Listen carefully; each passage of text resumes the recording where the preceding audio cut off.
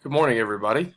This is Unit 6, Part 2, which would be the Africa notes for my 6th grade Heritage Studies slash Cultural Geography 6th grade class.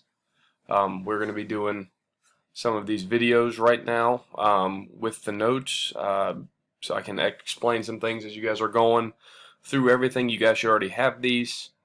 But I will, in the packets that are being displayed, and I'll also attach some links to remind you of how you can get access to these. But we're going to be transitioning from Mesoamerica, Middle America, Central America to Africa as we're working through. So if you guys will bear with me, this is my first time doing this. So once again, this is Unit 6, Part 2. I would sit down and I would watch all of these, or watch this section just for one of your days, probably starting on a Monday, the beginning of the week, just so you guys can stay with all of the things that we're talking about. And the rest of the week will be spent with review as we're working our way through everything. So there's Africa.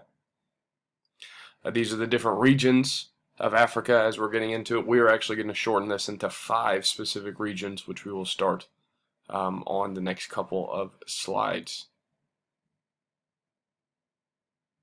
And there you go.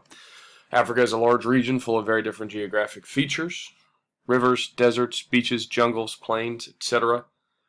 There are 5 main regions, so we're going to combine all of the different countries, 50-something countries. The